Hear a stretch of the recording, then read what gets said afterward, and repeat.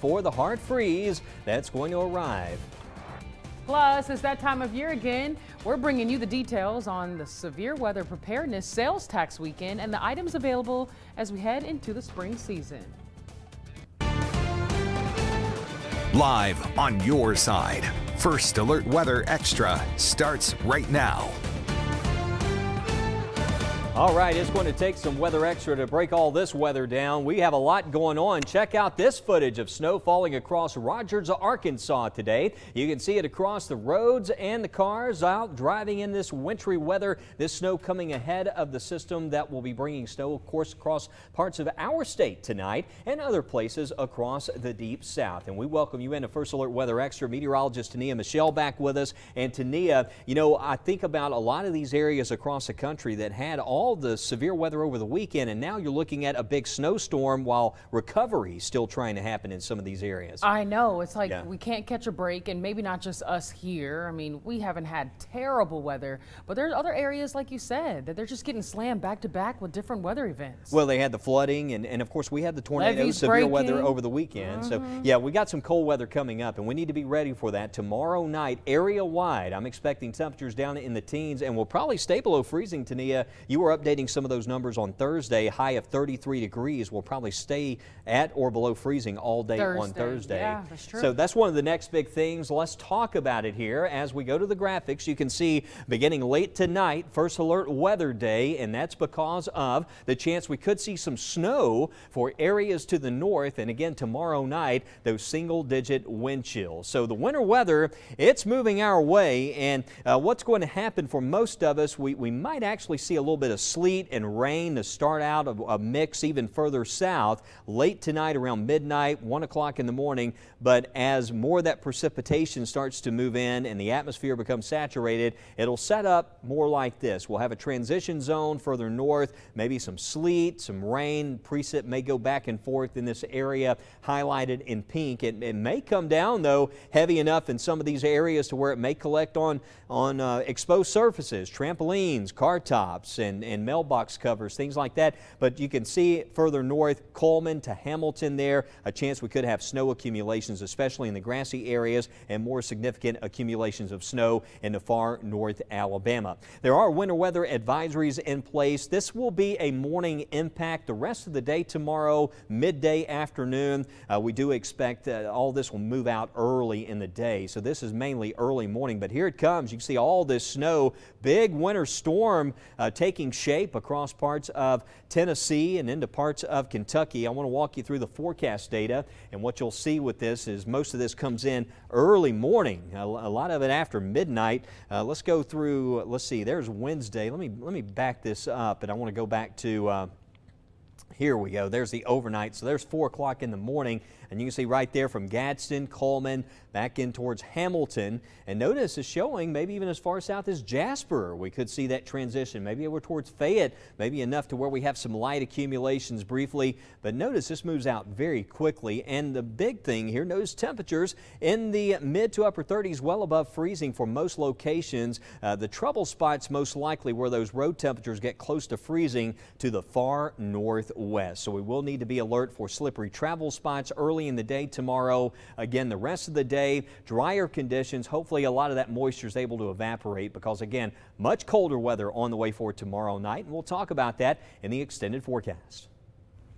Well, thank you, Wes. But now it's time to talk about ways that you can protect yourself and your home. The one thing you'll notice as we deal with these colder conditions is that, number one, you need to moisturize a little bit more heavily because you'll notice your skin dry, cracking. You want to make sure you keep lotion on hand. I know that's one of the things that I deal with the most when we see these cold conditions. And as we get towards Thursday and that chance and really likely chance for those single-digit wind chills, you definitely want to make sure you moisturize. But here we are looking at ways that you can winterize your home. So let's talk about it. Number one, you want to make sure you're protecting those faucets and opening cabinet doors, closing garage doors to keep all the warmer air and the heat inside of your home, insulating your plumbing, dripping those faucets, we talked about that, covering outdoor spigots. And then you want to make sure you're inspecting that weather stripping around your home, checking up on backup heating sources, and be able to locate that main water shut off. And not only only do you want to worry about your home, but you need to make sure that you are protecting yourself with all the extra layers, the scarves, the hats, the gloves, and possibly the boots as we continue to track these very cold conditions. But hey, we got another expert on hand. Meteorologist Matt Dana is going to join us now with the best practices to stay warm and protect those pipes as you keep your house safe during these cold weather. Well, we had a false spring, and now we're back to winter this week. And as you know, Thursday, Friday looks very cold, dangerous wind chills, and a deep freeze for us. So we just want to make sure you stay safe again. We will call this another round of winter weather. We experienced it in January. Here we go again. And of course, you're probably going to have to bring that space heater back out, but we just want to make sure you stay safe. When it comes to those space heaters, make sure you sit it on a level place and in a non-flammable surface, okay? Keep it at least 3 feet away from anything flammable, so keep it kind of away from your furniture, anything like that. Plug it directly into an outlet. Do not plug it into extension cords. There's a lot of energy it uses, and sometimes that can create fires. And that's the last thing that you want, is your house getting burned down because of that. So the best advice, if you're not using it or you're walking away, leaving it away, make sure you turn it off and unplug it before you fall asleep. You just don't want it to keep running, and that could cause some issues. On top of that, with a deep freeze likely, we just want to make sure just a reminder to protect those pipes as well. So frozen pipes could be an issue, especially Thursday morning into Friday morning as well. So just remove, drain, and store those outdoor hoses. Consider insulation materials for those exposed pipes if you haven't already. And make sure you let the cold water drip from your faucets. Doesn't have to be a lot of water, but have them dripping if you can. Make sure you open those kitchen and bathroom cabinets as well, because that's going to allow the heat to kind of hit those pipes that are exposed, warming them up. And make sure if you're out of town and you have your home up and running, leave that heat no lower than 55 degrees so it's running and you've got some warm air. But yes, you got that water flow going into your house, and if you got some sinks in your bathroom, your kitchen, just turn it on, let it drip a little bit, and it'll keep that flow from causing those pipes from freezing up. So welcome back to winter, everybody. It's here for this week, and of course we can still see some freezes even as we go into March and sometimes even into early April. The city of Birmingham and Jimmy Hale Mission are opening a warming shelter tonight to protect our homeless community from the cold weather. Jimmy Hale Mission opens their warming shelters every night when it hits or drops below 32 degrees to protect our most vulnerable populations. They even assist those without transportation by offering a free shuttle service from 6 to 7 p.m. And that's usually from the main entrance of Lynn Park. Executive Director Perrin Carroll says the homeless numbers in the area have risen from last year. They're averaging around 100 people per night. I think part of it's the economy. Housing costs are up, food costs are up. I mean, we all know what your food bill is risen, and medicine costs are up. Many of those that we serve are older, so they have more health problems. And to continue preparing for the vulnerable population, Jimmy Hale Mission needs help from you. If you feel led to give, you can donate financially right now on our website. You can also drop off physical donations like blankets, necessities like coats, water, soft fruits, and even snacks. The mission is now allowing the pets of our homeless community to join them at the warming shelter. Carol says when they started doing this last month, more people sought out shelter since they didn't have to leave their furry friends behind. It's also a great time to mention that Alabama Severe Weather Preparedness Sales Tax Weekend starts Friday. Many items from your, and really for your emergency weather kits, will be exempt from state sales tax. A great reason to get out, shop, and buy those flashlights, weather radios, phone chargers, batteries, first aid kits, fire extinguishers, and more. Portable generators that cost $1,000 or less are also, get this, tax free. Without the tax, it could be up to about a 10% discount. We continue to track those wintry conditions as they prepare to enter parts of the state later tonight. And we're going to take you across the country to other places experiencing winter weather. We'll be right back in 30 seconds.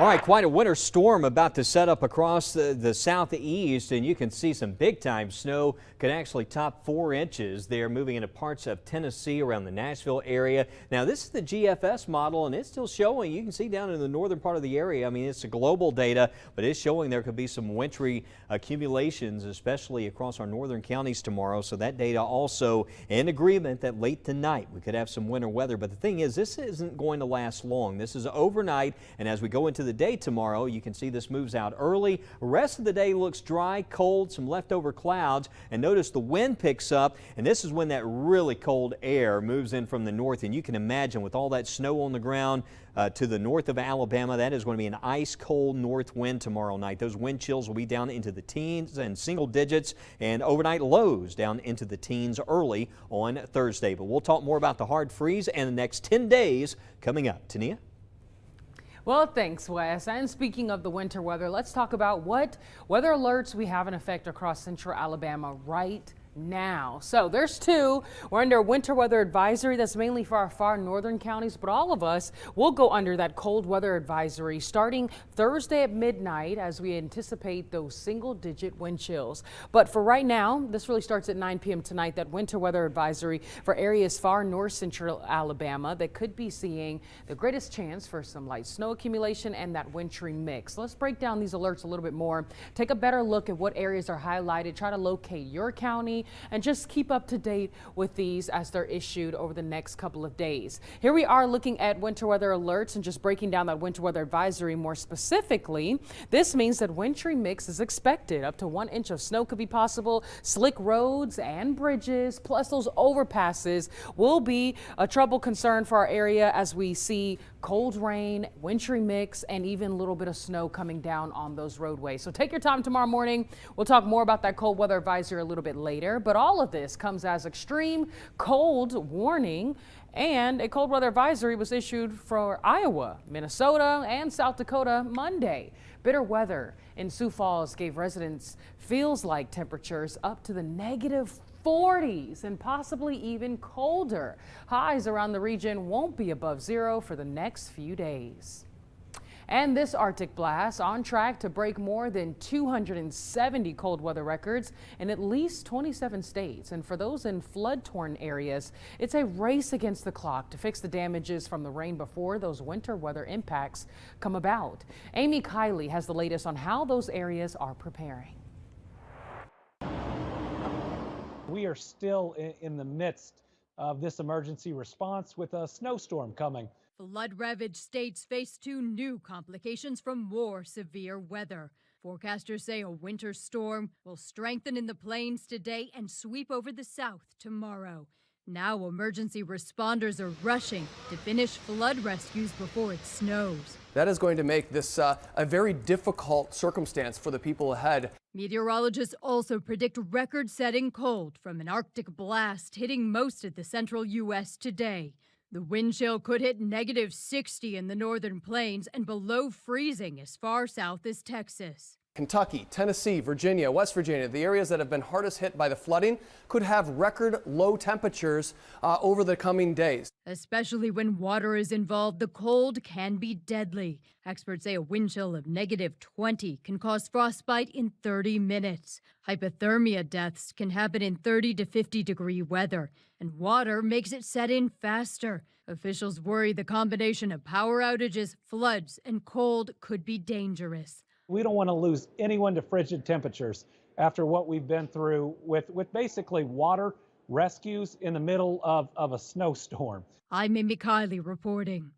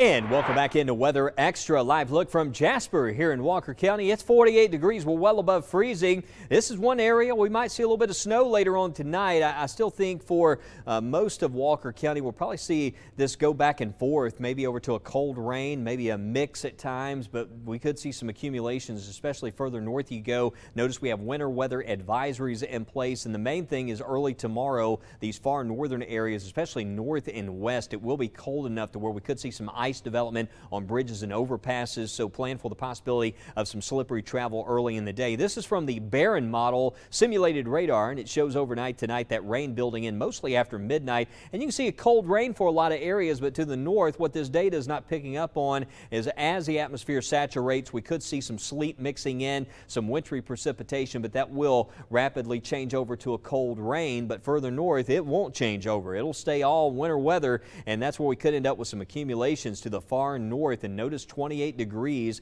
and just keep in mind if you're north of I-20 tomorrow morning, check on those temperatures, check in with us tomorrow morning. You look out and may not have snow accumulation where you are, but there could be some freezing rain issues, maybe a little bit of ice on some of the bridges and overpasses, so we'll have to be concerned about for some slippery travel early in the day. Rest of the day temperatures rise above freezing, and we will have dry conditions during the afternoon. But good thing we have a little bit of a break. We won't have a flash freeze because it is going to be ice cold tomorrow night, single-digit wind chills in the early Thursday, low temperatures down into the teens. We'll probably stay below freezing for most areas right on through the day on Thursday, as you can see on the 10-day forecast, and then into Friday, highs around 44. We're going to remove that chance of rain this weekend because it looks like mainly dry conditions now Saturday into Sunday, but the weekend temperatures will improve. Some rain comes back though around the middle of next week, and look at those temperatures around the middle of next week, close to 70 degrees. So a lot more changes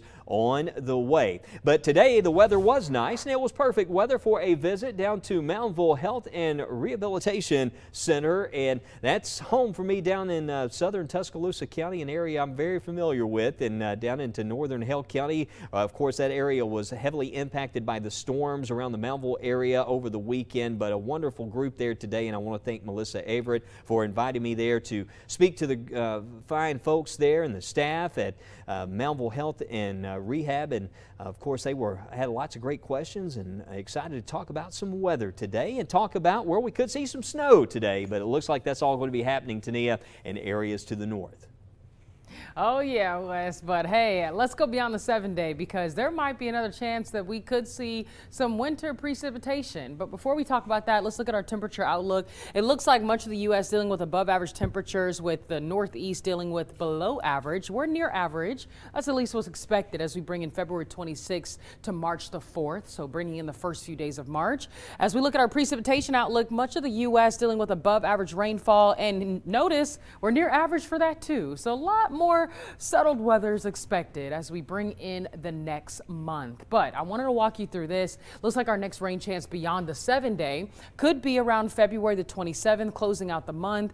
Maybe some heavy rain possible, catching plenty of dry days in between, at least for now, with maybe the chance for some rain and maybe some winter precipitation. We're looking at March the 2nd, March 3rd time frame, and we're going to pay very close attention to that because some models are hinting that it could be some winter precip returning for our area. That means colder weather, possibly back in the forecast, but will warmth return? Well, let's walk through it briefly here. Notice we bring in Wednesday. This is, I believe, next Wednesday. We're still talking about 7 days out. So it looks like we could see some warmer conditions into next week with temperatures in the 60s. Not bad. Maybe some days in the 70s. But it looks like another Arctic blast could be impacting our area as we bring in the month of March, and maybe even seeing some temperatures back into the low 20s and upper teens. So we got to watch it. March, hopefully you're not playing any games with us and that we can get on with the spring season, right? But we're going to take you to our newest junior weather watchers now at Bull Elementary School.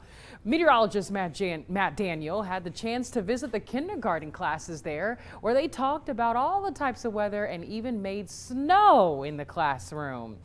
And teachers, oh wait, we got to take some time, enjoy those pictures. Okay, well, teachers, you too can sign up to be visited by a member of the First Alert Weather Team. Just go to www.weatherintheclassroom.com. You can sign up to get a visit from us from there, and you can also download Weather in the Classroom booklet where you can work on activities and send us some pictures in of images that your kids and your students color. They will have to do the final activity together, and then we come in and we officially assign them as junior weather watchers. And we can't wait to hang out with your classroom. So this is super important for us to make sure that we are connecting with you and inspiring young kids, boys and girls, to be involved in STEM. But don't go anywhere. This is First Weather Extra, where we go a little extra. We have a little more coming up for you right here after the break.